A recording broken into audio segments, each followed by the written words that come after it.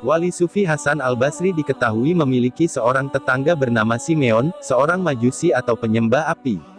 Suatu hari Simeon jatuh sakit dan dalam keadaan sekarat Hasan al-Basri menjenguk dan mengajaknya masuk Islam. Simeon menyanggupi, dengan syarat Hasan membuatkannya pernyataan tertulis bahwa Tuhan tidak akan menghukumnya. Hasan memenuhi permintaan itu. Simeon ingin dokumen itu diletakkan dalam tangannya di lubang kubur bila ia mati. Permintaan Simeon itu pun dikabulkan Hasan al-Basri.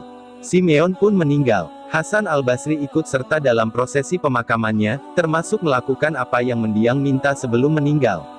Sepulang dari menguburkan Simeon, Hasan al-Basri merenungkan apa yang telah dilakukannya terhadap Simeon, termasuk mengajaknya masuk Islam. Malamnya Hasan al-Basri bermimpi melihat Simeon memancarkan cahaya bagaikan lilin. Simeon terlihat sedang mengenakan jubah yang bagus dan di atas kepalanya ada mahkota. Ia berjalan-jalan sambil tersenyum di taman surga. "Apa kabar Simeon?" Hasan bertanya. "Mengapa Anda bertanya? Anda bisa melihat sendiri.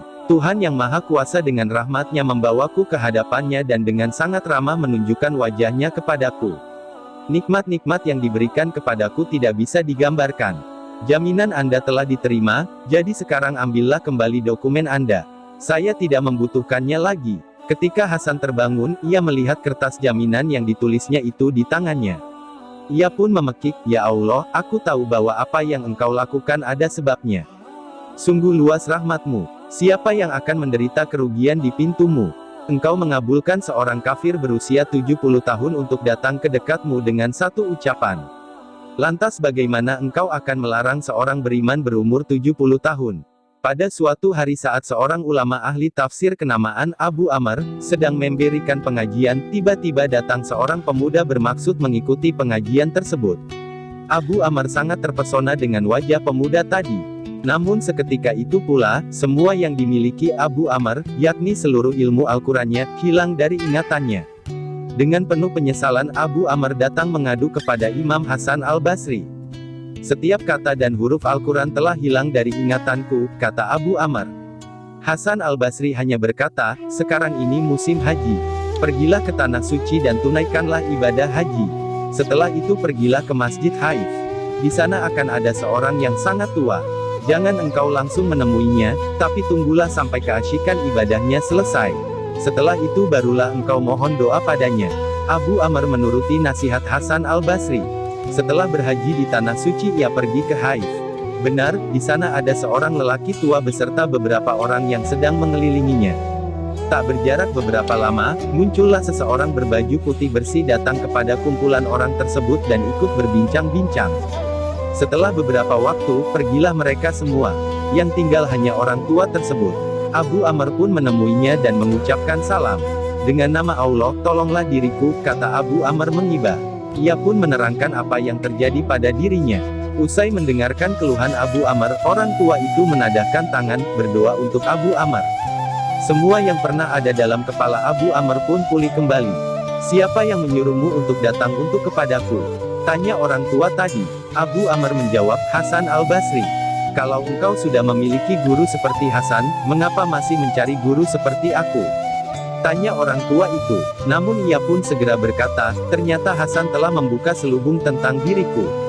Sekarang giliranku membuka siapa Hasan Basri sebenarnya. Ketahuilah, laki-laki berbaju putih yang tadi datang kemari setelah salat asyar tadi, dan orang pertama yang meninggalkan tempat ini, dialah Hasan al-Basri. Setiap hari sesudah salat asyar ia datang kemari untuk berbincang-bincang denganku. Setelah selesai berbincang-bincang denganku, ia segera pergi ke Basra untuk menunaikan salat maghrib di sana. Kalau sudah mempunyai guru seperti Hasan Basri, mengapa masih mencari guru seperti diriku?" Hasan al-Basri adalah seorang ulama tabi'in, wali sufi, yang sangat mementingkan kehidupan akhirat. Begitu zuhudnya ia, Hasan pernah ditanya tentang masalah pakaian. "Pakaian apa yang paling guru sukai?" tanya orang-orang. "Yang paling tebal paling kasar. Yang paling hina menurut pandangan manusia," jawab Hasan. Hasan al-Basri tidak pernah memberikan nasihat dan anjuran sebelum ia sendiri melakukan dengan ketulusan hatinya. Ia juga seorang penyabar dan penuh dengan kebijaksanaan. Hasan mempunyai seorang tetangga Nasrani tinggal di atas rumahnya. Tetangga tersebut membuat kamar kecil tepat di atas kamar Hasan al-Basri. Mungkin karena kurang baik membuatnya, setiap membuang air kecil, selalu saja najis itu menetes ke ruang kamar Hasan al-Basri. Kejadian ini berlangsung bukan hanya 1-2 bulan atau 1-2 tahun, melainkan sampai 20 tahun. Tetapi Hasan tidak pernah marah dan mempermasalahkannya. Hasan tidak mau membuat kecewa tetangganya. Ia mengamalkan sabda Nabi yang pernah merawatnya saat kecil, barang siapa beriman kepada Allah dan hari akhir, maka muliakanlah tetangga. Hasan Basri hanya menyuruh istrinya meletakkan wadah di kamarnya supaya air kencing itu tertampung tidak berceceran. Ketika Hasan al-Basri sakit, salah satu tetangganya mengunjungi beliau dan menemukan wadah penampung kencing tersebut. Sejak itulah orang-orang tahu soal rembesan air kencing tersebut. Hasan bahkan tak mau menjawab kapan air kencing itu mulai mengotori kamarnya. Konon, sejak itu si tetangga dan keluarganya masuk Islam. Tentang pandangan tasawuf Hasan al-Basri, Abu Nain al-Ashbahani menyimpulkan sebagai berikut. Seorang yang penuh takut, khauf, dan pengharapan, raja tidak akan pernah dirundung kemuraman dan keluhan, tidak pernah tidur terlalu nyenyak karena selalu mengingat Allah. Pandangan tasawufnya yang lain adalah anjuran kepada setiap orang untuk senantiasa bersedih hati dan takut kalau tidak mampu melaksanakan perintah Allah dan menjauhi seluruh larangannya. Syarani pernah berkata, demikian takutnya ia, sehingga seakan-akan Hasan merasa bahwa neraka itu hanya dijadikan Allah untuk dirinya. Buya Hamka pernah mengemukakan sebagian ajaran tasawuf Hasan al-Basri sebagai berikut. Perasaan takut yang menyebabkan hatimu tenteram, lebih baik daripada rasa tenteram yang menimbulkan perasaan takut. Dunia adalah negeri tempat beramal.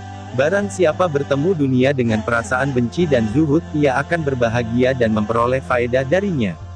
Namun, barang siapa yang bertemu dunia dengan perasaan rindu dan hatinya tertambat kepada dunia, ia akan sengsara dan akan berhadapan dengan penderitaan yang tidak akan bisa ditanggungnya.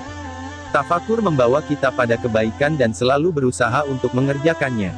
Menyesal atas perbuatan jahat menyebabkan kita berniat tidak mengulanginya lagi. Sesuatu yang fana, betapapun banyaknya, tidak akan menyamai sesuatu yang baka betapapun sedikitnya. Waspadalah terhadap negeri yang cepat datang dan pergi serta penuh tipuan.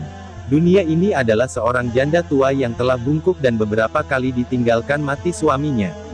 Orang yang beriman akan senantiasa berduka cita pada pagi dan sore hari karena berada di antara dua perasaan takut, takut mengenang dosa yang telah lampau dan takut memikirkan ajal yang masih tinggal serta bahaya yang akan mengancam. Hendaklah setiap orang sadar akan kematian yang senantiasa mengancamnya, dan juga takut akan kiamat yang hendak menagih janjinya. Banyak duka cita di dunia ini akan memperteguh semangat untuk beramal saleh. Dari Tazkiratul Auliya dan Muslim Science and Mystics, Fariduddin Attor, Baha al-Din Al-Kindi.